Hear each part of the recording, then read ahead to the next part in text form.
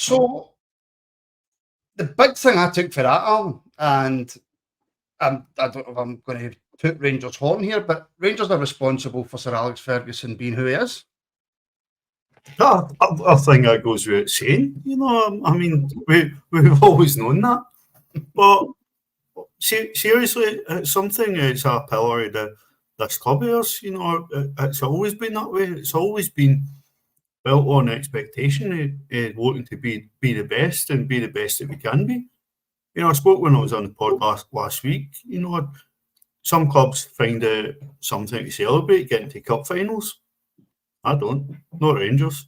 The expectancy, the pressure at Rangers is something that some people can't handle. We see players that come into a club just can't handle it. But that pressure and that intensity at Rangers is why we all love this club. And it's done Alex Ferguson the world like good, building that into him at such a young age, like it's done with many, many players that went on to do great things after leaving Rangers. And Lewis, I know that was something that you were, I mean, it's a hero of yours, obviously. But Gallant's saying, what's our expectations now? Finish second. Absolute joke how the standards that built our club have been allowed to diminish. That's one of the reasons why I wanted to play that clip, Lewis. I don't know if that's necessarily true, but it certainly feels like it. It's felt like that for a while now, unfortunately. I mean, I think we all hoped that after 55, that was going to be the corner, that was going to be the turning point, that we started to become ourselves again. And unfortunately, that didn't happen. And pressure's a funny thing because, as the saying goes, pressure makes diamonds, but it also makes rubble.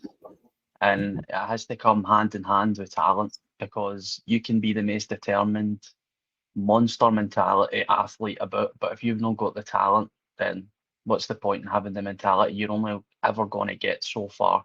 And unfortunately, Rangers don't have a pool that we used to. And I think a lot of fans of an older generation quite rightly struggle that this is now the state of Rangers Football Club. It's a bit easier for myself because I didn't get to see as much success. So I'm able to assimilate a wee bit easier to how Rangers are now compared to what we used to be. But it's certainly a sad state of affairs, and it certainly tugs on my personal heartstrings hearing a man like Sir Alex Ferguson speak so highly of what Rangers used to be instead of what Rangers are today. Because it really should be how we are today. We should still have these standards, and I think unfortunately they've dropped too far. Is that a fair comment, Connor? Yes and no. Does the situation that we've been in over the years kind of lend itself to maybe not a drop in standards, but a drop in realization, or whatever the correct terminology is? Yeah, I think so. I mean, look, I don't think the fan standards have really dropped all that much. I think the fans still have that level of expectation, and so they should at the end of the day. But I think definitely, the last 12 years has massively eroded that. And listen, you have to factor in circumstances of that time as well. It clearly had a lot of what happened not occurred. Had we not been booted into the third division and had to build our way back up, then I think certainly, we would not be quite in this position today, because the ability would have been there to keep building and keep maintaining on where we were at the time. You've got to remember at that time as well, when it all sort of kicked off with the erosion, was Walter Smith retiring and Ali McCoy being seen as the prodigy, and he was going to be the man to take over the reins and take us into the next few years. He was the future, and he never really got that opportunity at the level that he probably had earned the right to have, given the amount of years he sat under Walter Smith. But that obviously creates an issue for the club in terms of building your way back for it. I think in some ways we have done.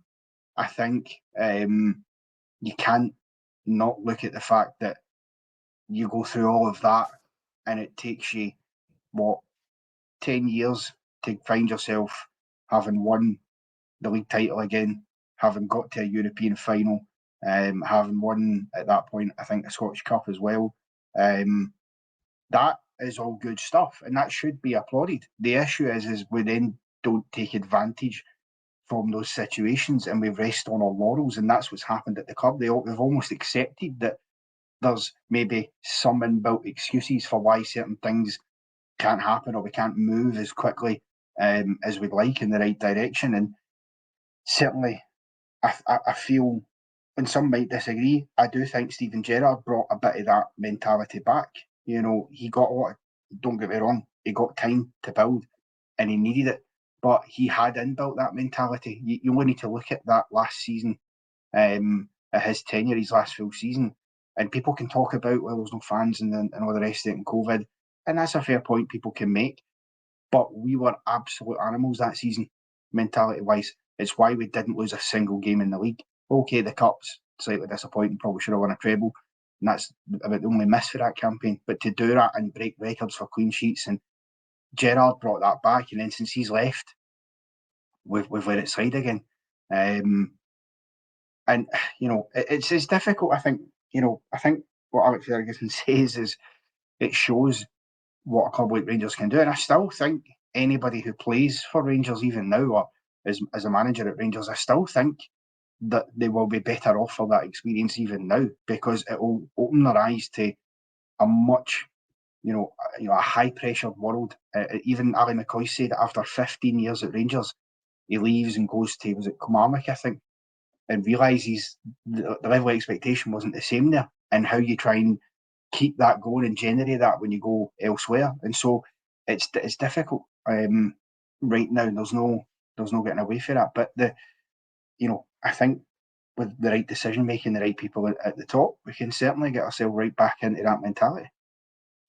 Is there anything wrong, Alan, with saying that, look, we've looked at what the board have done over the last few years, it's been ranked, they have set us back. Is it a drop in standards to say that we'll accept a rebuild season, we'll accept a season where we might not win the league, but we might not even win a cup, but we'll accept it if it means that the following season we will be competitive, we will be going for a league title, we will be going for cups? Is that dropping your standards, or has that been realistic? I think there's a balance here. I think in order It's an aye or a no. See this, you, Lewis and Connor sitting on the fence. It's a balance. It's a this. Is it realistic, or is it dropping standards, Alan? You've only got one answer. I'm only giving you one answer. It's realistic, but you've got to qualify and answer like that. You ask fishy questions like that, then you've got to qualify and answer. You've got to accept that and to understand that you're going to go maybe a year or two no competing for trophies. You've got to see the signs that you're actually building. You've got to see signs of progress. You've got to see signs of the right decisions being made.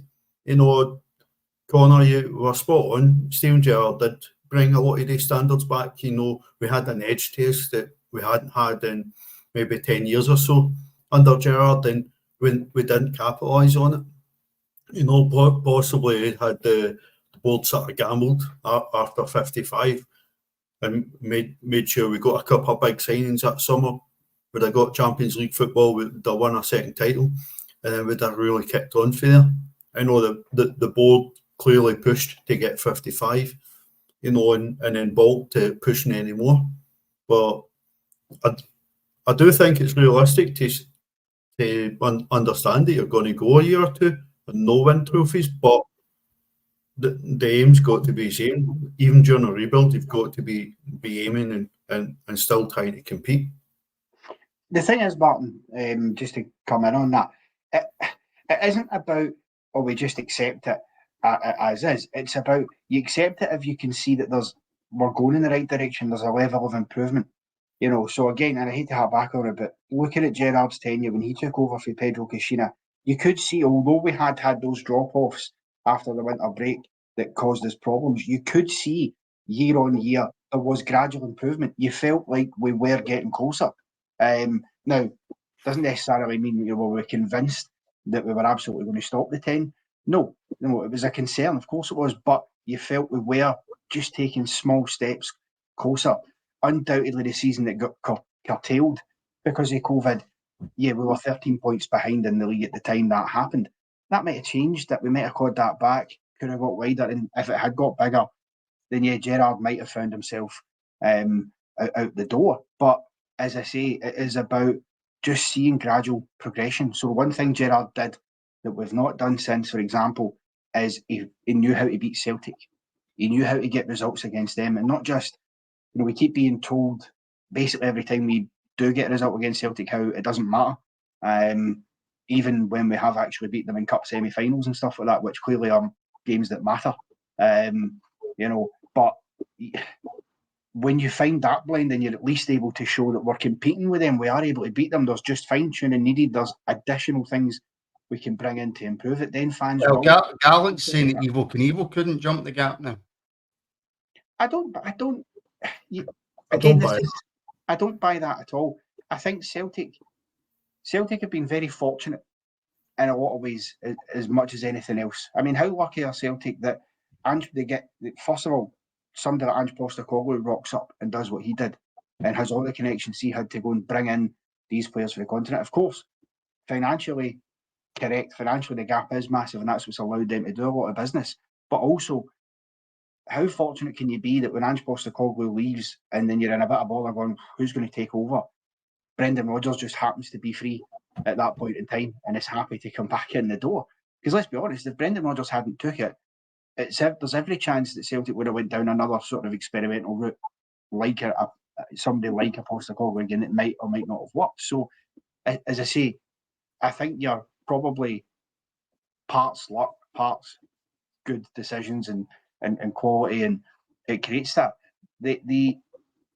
The situation right now, of course, they are ahead, but it's not an unassailable gap. And I'm not saying, somebody in the comments telling me to stop saying lucky. I'm not saying Celtic are lucky. What I'm saying is that there have been moments where they have got a bit of luck, just as in the past there's moments we got luck. You can't, as I say, and I don't want to harp on it, but you can't deny that it is at least good timing that you lose one very, very good manager and you're able to just bring in another good manager straight away because he's available. If Brendan Rodgers hadn't been sacked for Leicester City, Celtic wouldn't have been able to pay to bring him back to the club. So that's what I mean by that. But look, no, but they're also able to pay him £3 million a year. Well, yeah, exactly. Yeah, he would also have been chased in the summer had we no shut bed last year. Yeah, exactly, and I totally agree. What I'm saying is it's parts, small parts of what have happened. 98% of it is very good decisions that they have made, and it pains me to say that, and bad decisions that we've made. I'm not getting away from that. But that other wee 2%, that other wee tiny bit of luck here and there helps you as well. That's all I'm saying.